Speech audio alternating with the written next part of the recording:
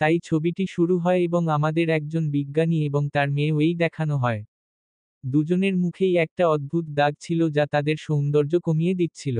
এই বিজ্ঞানী তার বাড়িতে একটি ল্যাব তৈরি করেছিলেন এবং তিনি দীর্ঘদিন ধরে পরীক্ষা নিরীক্ষা করছিলেন। ওয়েই এই সময় একটি ফুলের ছবি তুলছিলেন যাকে ফসলের ফুল বলা হয়। তার বাবা তাকে এই ফুল সম্পর্কে বলেন যে এর প্রচুর নিরাময় ক্ষমতা রয়েছে। আর এটি মাঝেমধ্যে জঙ্গলের মাঝখানে জন্মে। বিজ্ঞানী বলেন যে তিনি তার পরীক্ষায় এই ফুলটি বহুবার ব্যবহার করেছেন। অনেক দিন পর, বিজ্ঞানী এমন একটি সিরাম তৈরি করতে সফল হন, যা দিয়ে তিনি তার মুখের দাগ লুকাতে পারতেন। সে এমন একটি সিরাম তৈরি করেছিল যা দুটি জিনিসের টিস্যু মিশ্রিত করতে পারে।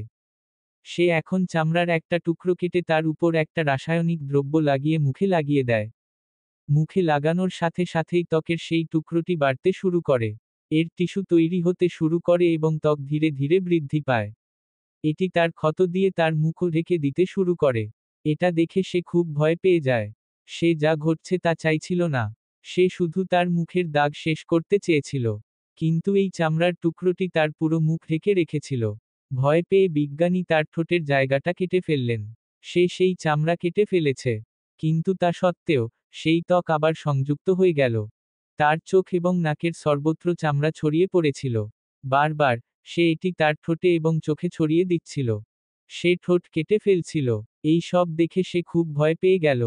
সর্বোপরি, সে তার বাবাকে ভয় পেত না। সর্বোপরি, সে তার বাবাকে ভয় পেত না। সে তার বাবার শরীরে ছুরি ঢুকিয়ে তাকে হত্যা করে। এই দুর্ঘটনার কারণে, সে ভেঙে পড়ে। সে তার বাবাকে হত্যা করেছিল এবং এখন তার কেউ নেই। সময় কেটে যায় এবং সে পড়াশোনা চালিয়ে যায়। সে তার বাবার মতোই পড়াশোনায় খুব ভালো ছিল। আর এই কারণেই, সে আমেরিকার একটি বড় বিশ্ববিদ্যালয়ে বৃত্তি পেয়েছে। আর সে তার শহর ছেড়ে আমেরিকায় চলে গেল। মার্কিন যুক্তরাষ্ট্রে, সে তার খালার সাথে থাকতে যাচ্ছিল। তার মেয়ের নামও ছিল অ্যাঞ্জি। আর অ্যাঞ্জি তার কাছে আসতে খুশি ছিল না। কারণ তাকে তার ঘর ভাগাভাগি করে নিতে হয়েছিল। যাই হোক, সে ঘরে গিয়ে একটি ছোট মন্দির তৈরি করে, যেখানে তার বাবার ছবি রাখা আছে। জানা যায় যে, তিনি তার বাবাকে ঈশ্বর হিসেবে ভাবতেন। আর সে তার পূজা করত। কিছুক্ষণ পর, আমরা তার কাছে তার বাবার কিছু নোট এবং জিনিসপত্র দেখতে পাই। এবং আমরা জানতে পারি যে সে এখনও সেই পরীক্ষাটি করছে, যার কারণে তার বাবাকে হত্যা করা হয়েছিল। পরের দিন ছিল তার বিশ্ববিদ্যালয়ের প্রথম দিন। বিশ্ববিদ্যালয়ে যাওয়ার সময়, পথে তার সাথে একজন লোকের দেখা হয়, যে গৃহহীন ছিল এবং এখানে বসত। তার মুখটা খুব বিকৃত হয়ে গেল। ওয়েই কয়েক সেকেন্ড ধরে তার দিকে তাকিয়ে রইল। এই লোকটি ওয়েইকে বিশ্ববিদ্যালয়ের পথ বলতে সাহায্য করেছিল। এরপর ওয়েই সেখান থেকে চলে গেল। ক্লাসে আসার পর, অধ্যাপক গর্বের সাথে ওয়েইকে পুরো ক্লাসের সাথে পরিচয় করিয়ে দেন। কারণ ওয়েই প্রবেশিকা পরীক্ষায় 100% নম্বর পেয়েছে। আর এটাই ছিল বছরের পর বছর ধরে প্রথমবার। ক্লাস শেষ হওয়ার পর, ওয়েই তার বিজ্ঞান শেখে। আর সে এখান থেকে কিছু জিনিস নেওয়ার চেষ্টা করে। এটা করার সময়, অধ্যাপক তার দিকে তাকিয়ে জিজ্ঞাসা করেন, তুমি এখানে কি করছো? ওয়েই তাকে বলে যে আমাকে কিছু পরীক্ষা নিরীক্ষা করতে হবে, যার জন্য আমি এখান থেকে কিছু জিনিস নিতে চাই। অধ্যাপক তাকে বলেন যে এখান থেকে জিনিসপত্র নেওয়া নিষেধ। কিন্তু হ্যাঁ, যদি তুমি আমার ল্যাব সহকারী হও, তাহলে তুমি এখানকার জিনিসগুলো ব্যবহার করতে পারবে। ওই অধ্যাপককে বলে যে আমার বাবাও একজন বিজ্ঞানী ছিলেন।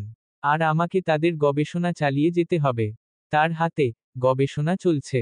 একটি গবেষণা ডায়েরিও ছিল, যা অধ্যাপক এখন দেখতে শুরু করেছেন। আর এটা দেখে সে খুব অবাক হলো। ওয়েইতে যাওয়ার পর, সে ওয়েইয়ের বাবার খোঁজ করল। এবং সে জানতে পারল যে ওয়েইয়ের বাবা সত্যিই একজন প্রতিভাবান বিজ্ঞানী ছিলেন। কিন্তু তহবিল না পাওয়ার কারণে, তিনি তার কোন পরীক্ষা নিরীক্ষার উপরই পুরোপুরি কাজ করতে পারেননি। অন্যদিকে, দেখানো হয়েছে যে ওয়েইয়ের চাচাতো ভাই আঞ্জির দুই বন্ধু তার বাড়িতে এসেছে। তারা এখানে ওয়েইয়ের জিনিসপত্র চুরি করতে শুরু করে। আর এই সময়ে রক্তে ভরা কিছু সরঞ্জাম, পরীক্ষা নিরীক্ষার সাথে সম্পর্কিত অদ্ভুত এবং খারাপ জিনিস, আর ভীতিকর পরীক্ষার ছবি দেখা যাচ্ছে। এটা দেখে তিনজনই ভয় পেয়ে যায়। যাই হোক, এটা পরের দিন। আর আমরা দেখতে পাচ্ছি যে অ্যাঞ্জি তখনও তার বন্ধুদের সাথে বসেছিল। ওদের দেখে ওয়েই খুব ভালো লাগলো। ওয়েইও এভাবে বন্ধু বানাতে চেয়েছিল। এই কারণেই সে তাদের কাছে গিয়েছিল এবং তার সাথে বন্ধুত্ব করেছিল। এবং সে তাদের দুপুরের খাবার দিল। ওয়েইয়ের মুখের দাগের কারণে এই লোকেরা ওয়েইতে আসত। তারা যেতে চাইছিল না, কিন্তু তবুও তারা রেস্তোরাঁয় যেতে রাজি হলো। কিন্তু যখন তারা সেখানে গেল এবং ওয়েইকে অদ্ভুতভাবে খেতে দেখল, তারপর তারা ওয়েইকে রেস্তোরাঁয় একা রেখে পালিয়ে গেল। ওয়েই সব খাবার প্যাক করে ফেলল। আর বাইরে এসে সেই গৃহহীন লোকটিকে দিল যার মুখ খারাপ ছিল। এখানে সে সেই গৃহহীন লোকটির সাথেও কথা বলে, কারণ আজ সে খুব দুঃখিত ছিল। সে সেই গৃহহীন লোকটিকে বলে, আমার মুখে একটা দাগ আছে যা আমাকে খুব কুৎসিত করে তোলে। তাই গৃহহীন লোকটি তাকে বলে, এটা এমন নয়, তুমি যতটা সুন্দর, ঠিক ততটাই সুন্দর। তার সাথে কথা বলার পর ওই ভালো কিছু অনুভব করল। এখন সে বাড়ি যাচ্ছিল, পথে তার অধ্যাপকের সাথে দেখা হলো। কে তাকে লিফট দিয়েছে। সে তার জন্য একটি প্রস্তাব লিখেছিল। সে তাকে বলে, আমি তোমাকে এই গবেষণা সম্পন্ন করতে সাহায্য করব। যার জন্য অধ্যাপকের ওয়েইয়ের অনুমতির প্রয়োজন ছিল। কারণ এটি ছিল ওয়েইয়ের বাবার গবেষণা। ওয়েই খুশি মনে রাজি হয়ে গেল। কারণ অধ্যাপকই প্রথম ব্যক্তি যিনি তাকে সাহায্য করছিলেন। পরের দিন থেকে এই লোকেরা সেই পরীক্ষায় কাজ শুরু করে। অনেক দিনের কঠোর পরিশ্রম সত্ত্বেও তাদের পরীক্ষাটি কাজ করে না। তাদের সমস্ত পরিশ্রম বৃথা যাচ্ছিল। তারা তাদের ইচ্ছার ফলাফল পাচ্ছিল না। এতে অধ্যাপক হতাশ হয়ে পড়েন এবং এই পরীক্ষা বন্ধ করার সিদ্ধান্ত নেয়। আজ যখন সে দুঃখী ছিল, এই সময় এনজির বন্ধু অ্যালিস এখানে এসেছিল। সে ল্যাব সহকারীর জন্য আবেদন করতেও এসেছিল এবং অধ্যাপক তার অনুরোধ গ্রহণ করলেন। সে এনজির সাথে বাড়ি চলে যায় এবং পথে সে গত দিনগুলির জন্য এনজি এর কাছে ক্ষমা চায় এবং সে তার সাথে বন্ধুত্বও করে। এই সময় অ্যালিসের হাতে একটি পোস্টার ছিল, যেখানে একই ফুলের ছবি ছিল। তার বাবা পরীক্ষায় যে ফুলটি ব্যবহার করতেন। এটা দেখে ওয়েইয়ের মন অনেক বিভ্রান্তিতে ভরে গেল। সে জানতে পারল যে এই ফুলটি একটি প্রদর্শনীতে লাগানো হয়েছে। এটা পড়ে তার বাবার কথাগুলো মনে পড়ল। তাদের পরীক্ষার জন্য সেই ফুলটি থাকা খুবই গুরুত্বপূর্ণ ছিল। তাই সে সিদ্ধান্ত নিল যে সে এই ফুলটি তাড়াহুড়ো করবে। রাতে সে চুপি চুপি কাছের সেই খামার বাড়িতে যায়। আর সে প্রদর্শনী থেকে সেই ফুলটি চুরি করে। সে ফুলটি চুরি করে বিজ্ঞান ল্যাবে নিয়ে আসে এবং সেখানেই সে তার পরীক্ষা শুরু করে। বিজ্ঞান ল্যাবে অধ্যাপক এবং অ্যালিস ইতিমধ্যেই লুকিয়ে ছিলেন, যা ওয়েই তার পরীক্ষার উত্তেজনায় লক্ষ্য করেননি। সে সেই ফুল থেকে নির্যাস নিল এবং সে তার পরীক্ষায় এটি যোগ করেছে। এরপর সে তার পায়ের চামড়া কেটে ফেলে এবং এটিকে দুই টুকরো করে কেটে সে তার উপর সেই সিরামটি লাগিয়ে দিল। আর আশ্চর্যের বিষয় হল, সেই সিরামটিও ত্বকের দুটি টুকরো একসাথে জুড়ে দিয়েছিল। এখন যেখান থেকে সে তার ত্বক সরিয়েছে, সেখানেও একই সিরাম লাগায়। আর সে তার চামড়ার একই টুকরো সেখানে রাখে। দেখতে দেখতেই চামড়া সাদা হয়ে গেল। যখন সে এটির দিকে তাকায়, তখন ত্বক আবার তৈরি হয়। অর্থাৎ সেখানে আবার ত্বক তৈরি হতে শুরু করে। অধ্যাপক জানালা দেখে অবাক হয়ে যান এবং এই সব দেখতে থাকেন। সে তৎক্ষণাৎ এখান থেকে অ্যালিসকে পাঠায়। আর তারপর সে ওয়েইয়ের কাছে এসে জিজ্ঞেস করে, তুমি কি করছো? ওয়েই অধ্যাপককে ব্যাখ্যা করেন যে কিভাবে সেই ফুলের সিরাম তাদের পরীক্ষায় সফল হয়েছিল। এখন তাদের পরীক্ষা কাজ করছিল। যখন সে প্রফেসরকে তার পায়ের চামড়া দেখাচ্ছিল, তখন অ্যালিস তাদের প্রতি ঈর্ষান্বিত হতে শুরু করে এই ভেবে যে কিছু একটা ভুল হয়েছে। আর সে ওয়েইয়ের অদ্ভুত এবং খারাপ ছবিও তুলেছিল। এরপর সে এসে ওয়েইকে বকাঝকা করল। আর সে ওয়েইকে এখান থেকে নিয়ে গেল। অ্যালিসের এভাবে আসায় হঠাৎ ভয় পেয়ে গেল ওয়েই। ভয়, সে তার নোটবুকটি একই ল্যাবে রেখে গেল। এটা দেখে অধ্যাপক খুব খুশি হলেন। অ্যালিস এতদিন ওয়েইয়ের কাজিন অ্যাঞ্জিকে সেই ছবিটি পাঠিয়েছিল। এখানে থাকাকালীন অধ্যাপক ওয়েইয়ের বাবার ডায়েরি ইংরেজিতে অনুবাদ করার চেষ্টা করছিলেন। এই ছবিগুলো দেখে অ্যাঞ্জি খুব রেগে গেল। আর রাগের বশে সে ওয়েইকে ছোট করার জন্য অনেক জিনিস ভেঙে ফেলে। যখন ওয়েই ঘরে এসে ঘরের এই অবস্থা দেখলেন, তখন তিনি খুব দুঃখ পেলেন। আর তারপর হঠাৎ অ্যাঞ্জি পেছনে থেকে এসে ওয়েইকে আক্রমণ করে। ওয়েই নিজেকে বাঁচানোর চেষ্টা করছিল, কিন্তু অ্যাঞ্জি তার সমস্ত শক্তি দিয়ে ওয়েইকে হত্যা করার চেষ্টা করছিল। এইভাবে ওয়েই কলমটি তুলে নেয় এবং অ্যাঞ্জিকে নিজের থেকে সরিয়ে নেওয়ার চেষ্টা করে।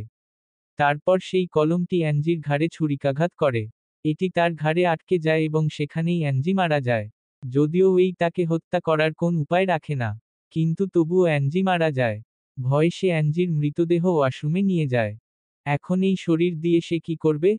সে মনে মনে অদ্ভুত সব কথা ভাবতে লাগল। সে অ্যাঞ্জির চামড়া কাটতে শুরু করল। অ্যাঞ্জির মুখের চামড়া অপসারণের পর, সে তার মুখে নিজের সিরাম ইনজেকশন দেয়। আর সে পুরো তত্ত্বকটা মুখের উপর লাগায়। ওয়েইয়ের মুখের টিস্যু এবং অ্যাঞ্জির ত্বক একসাথে মিশে গেছে।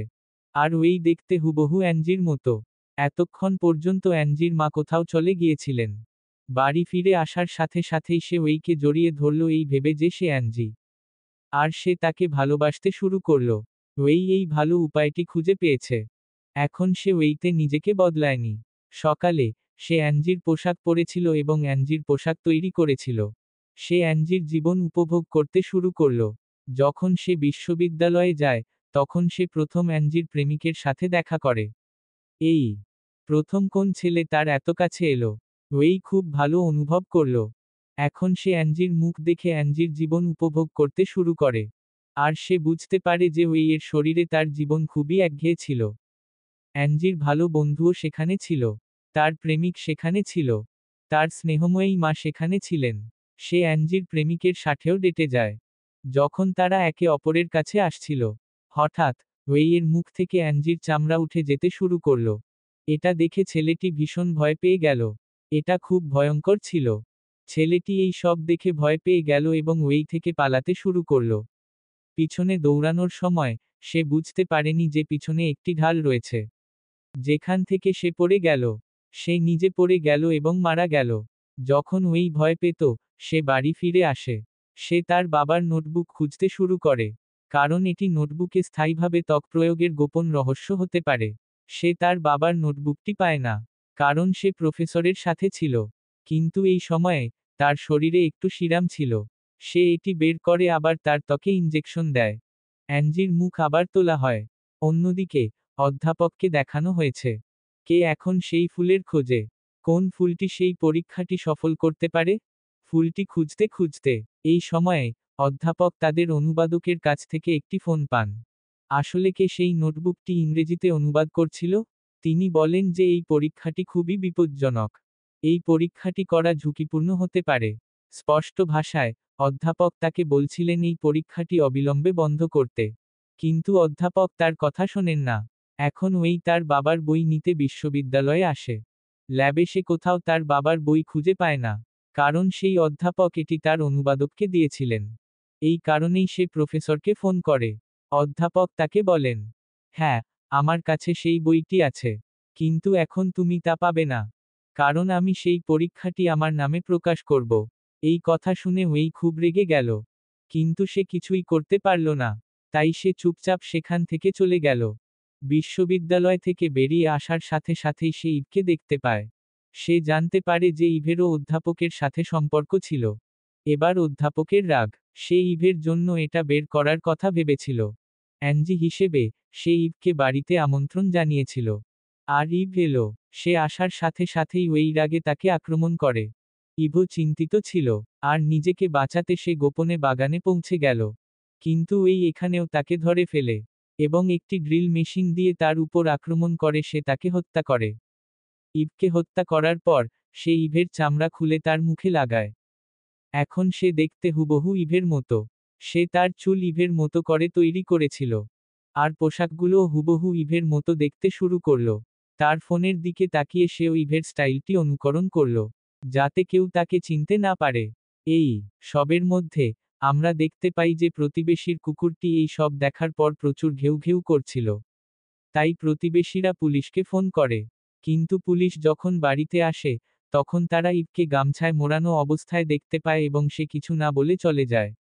সকালে যখন সে ইভের মুখে বিশ্ববিদ্যালয়ে যায়, তখন তার খুব ভালো লাগে। কারণ ইভ খুব জনপ্রিয় ছাত্রী ছিল। ইভের মুখে সবাই তাকে বাড়িতে যায়। সে জানত যে সে তার বাবার নোটবুকটি এখান থেকে পাবে। প্রফেসরও জানতেন না যে তিনি ইভের মুখে আছেন। এই কারণেই অধ্যাপক তাকে ঘরে প্রবেশের অনুমতি দেন। ইভ পুরো বাড়িতে তার বাবার নোটবুক খুঁজে পায় কিন্তু কোথাও খুঁজে পায় না। সে আবার এতে ফিরে এলো। অবশেষে, সে যে দুটি খুন করেছিল, সেগুলি প্রথমে লুকিয়ে রেখেছিল। সে অ্যাঞ্জি এবং ইভের মৃতদেহ পুলে ফেলে দিল। আর তারপর সে অ্যাঞ্জি আর ইভের মোবাইল চেক করতে শুরু করল। যেখানে সে নিজের এবং অধ্যাপকের ছবি খুঁজে পেল। যার মাধ্যমে অ্যালিস তাকে মানহানি করার চেষ্টা করছিল। সে এই ছবিটি অধ্যাপকের বিরুদ্ধে তুলেছে। এবং সে এটি অধ্যাপকের বিরুদ্ধে ব্যবহার করেছিল। এবং সে কর্তৃপক্ষকে ইমেল করেছিল। যখন কর্তৃপক্ষ জানতে পারল যে অধ্যাপক তার সুবিধার জন্য মেয়েদের ব্যবহার করছেন, তারপর তারা তৎক্ষণাৎ পুলিশে অধ্যাপককে গ্রেপ্তার করে। কিন্তু অধ্যাপকের কর্তৃত্বও ছিল অনেক বেশি। পরের দিন, সে জামিনে বেরিয়ে গেল এবং বাড়িতে এসে একই পরীক্ষা শুরু করল, যেটা আসলে তার বাবার ছিল। ধাপে ধাপে অনুসরণ করার পর, তিনি সিরামও তৈরি করেছিলেন। এবং দুটি ত্বকের টিস্যু জোড়া লাগানোর চেষ্টা করেছিল। আশ্চর্যজনকভাবে, সেই রাসায়নিকের কারণে দুটি ত্বকের টিস্যু সংযুক্ত হয়েছিল। তার মানে তার পরীক্ষাটিও সফল হয়েছিল। এই সাফল্যে অধ্যাপক মোটেও খুশি ছিলেন না। এদিকে, আমরা দেখতে পাই যে ইভ এখানে আসছে। আসলে, ইভের মুখোমুখি হয়ে, সে এখানে আসে। এটা দেখে অধ্যাপক আরও উত্তেজিত হয়ে পড়েন। আর সে তাকে তার বসার ঘরে বসাতে বাধ্য করে। আর সে নিজের জন্য কিছু খাবার নিতে যায়। এখন তার এখানে তার নোটবুকটি দরকার। যেতে যেতে, সে তার নোটবুক খুঁজতে শুরু করে। আর সে কেবিনে এটি খুঁজে পায়। সে সেই সিরামটি খুঁজে পায় যা অধ্যাপকের তৈরি করা হয়েছিল। সিরাম নেওয়ার সময়, সে এখানেই থামে না বরং পালিয়ে যায়। তার দৌড়ে যাওয়ার সময়, অধ্যাপকের একটু সন্দেহ হলো। আর যখন সে তার কেবিন খুলে দেখল, সেখানে তার তৈরি কোন সিরাম নেই। রাতে, ইভ তার আসল চেহারা নিয়ে তার বাড়িতে ছিল। তারপর অ্যালিস তার কাছে আসে এবং তাকে বলে যে, তার দুই বন্ধু অদ্ভুতভাবে উধাও হয়ে গেছে। এই ব্যাপারে সে খুব দুঃখিত ছিল। ইভ তাকে জড়িয়ে ধরে সমর্থন করল। এখন অ্যালিসকে পানি খেতে হবে। তো যখন সে ফ্রিজ খুলল, তখন ভেতরে কি দেখতে পেল? সে ভেতরে কি দেখেছিল? তার দুই বন্ধুর শরীরের অংশ ফ্রিজে জমেছিল। এটা দেখে সে ভয় পেয়ে গেল এবং চিৎকার করতে লাগল। কেউ তার চিৎকার শুনতে পাওয়ার আগেই, অথবা সে কাউকে বলে যাওয়ার আগেই, সে মাটির ফাঁদ দিয়ে মুখ ঢেকে ফেলে। সে তাকে শ্বাসরোধ করে হত্যা করে। এখন সে এই হত্যাকাণ্ড গোপন করেনি। সেই সময় তার ঘরের ডোরবেল বেজে উঠল। অধ্যাপক বাইরে এলেন। তালা খোলা দেখে সে ঘরের ভেতরে ঢুকে পড়ে। ভেতরে সে অদ্ভুত ভঙ্গিতে বসেছিল। প্রফেসরকে দেখে সে হাসতে শুরু করল। তার অবস্থা দেখে অধ্যাপকেরও অদ্ভুত অনুভূতি হচ্ছিল। কিন্তু যখন সে এখানকার অধ্যাপককে অভিনন্দন জানায়, যখন তাদের পরীক্ষা সফল হয়, তখন অধ্যাপকও খুশি হন। কিন্তু তারপর ইভ রেগে বলে, এটা তোমার নয়, আমার বাবার পরীক্ষা ছিল। অধ্যাপক এখন ইভের কথা উপেক্ষা করে ফ্রিজের দিকে এগিয়ে যান, তার সিরাম নিতে। আর ফ্রিজ খোলার সাথে সাথেই, সেখানে মৃতদেহ দেখে তারও হাঁপানি চলে আসে। লোকটিকে নিয়ন্ত্রণ করা খুব কঠিন ছিল। কিন্তু ইভ এখানেও চালাকি দেখিয়েছে। আর একটা অজ্ঞান ইঞ্জেকশন অধ্যাপকের গলায় আটকে তাকে অজ্ঞান করে দিল। কিছুক্ষণ পর, অধ্যাপকের জ্ঞান ফিরে আসার সাথে সাথেই, তিনি দেখতে পেলেন যে ইভ তার পুরো শরীরের চামড়া তুলে ফেলেছে। এটা দেখে সে জোরে চিৎকার করতে লাগল। এখন ইভ প্রফেসরের গায়ে সিরাম লাগাচ্ছিল। এবং তারপর, সে অধ্যাপকের শরীরে এক টুকরো চামড়া লাগায়। এই ত্বক আপনা আপনিই বাড়তে শুরু করে। সিনেমার শুরুতে যেমনটা দেখানো হয়েছে, কিমের বাবা বিজ্ঞানীর মুখের উপর দাঁড়িয়ে আছেন। ইভ এই সময় অধ্যাপকের মুখে একটা খড় ঢুকিয়ে দিয়েছিল। খড় ছাড়াও, সেই চামড়া সর্বত্র ছড়িয়ে পড়তে শুরু করে। ত্বকের কারণে অধ্যাপকের নিঃশ্বাস বন্ধ হতে শুরু করে। এবং অল্প সময়ের মধ্যেই তাকে হত্যা করা হয়। মৃত্যুর আগে, সে যে চিৎকার করেছিল, প্রতিবেশী তা শুনেছিল। তাই প্রতিবেশী আবার পুলিশকে খবর দিল। পুলিশ আসতে দেখে, ইভ ভয় পেয়ে গেল এবং বাড়ি থেকে পালিয়ে গেল। কারণ সে জানত যে সে এখন ধরা পড়বে। পুলিশও তাকে দৌড়াতে দেখে তাকে ধরার জন্য তার পিছনে দৌড়ে যায়। দৌড়াতে দৌড়াতে সে গৃহহীন লোকটির কাছে পৌঁছে গেল। এবং সে তার কাছে সাহায্য চায়। সেই গৃহহীন লোকটি আগে ইভকে ভালো মনে করত। কারণ ইভের সাথে সবসময়ই ভালো আচরণ ছিল। সেই গৃহহীন লোকটি ইভের নির্দেশে তাকে তার বিছানায় লুকিয়ে রাখে। আর পুলিশ তাকে খুঁজে পায়নি।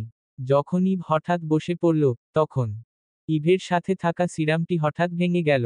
সেই সিরাম ভেঙে যাওয়ার কারণে, সেই গৃহহীন মানুষটির এবং ইভের শরীরের টিস্যুগুলি একসাথে মিশে যেতে শুরু করে। তাদের দেহগুলিও একে অপরের সাথে মিশে যেতে শুরু করে। এবং তারা দুজনেই এক অদ্ভুত দানবে পরিণত হয়।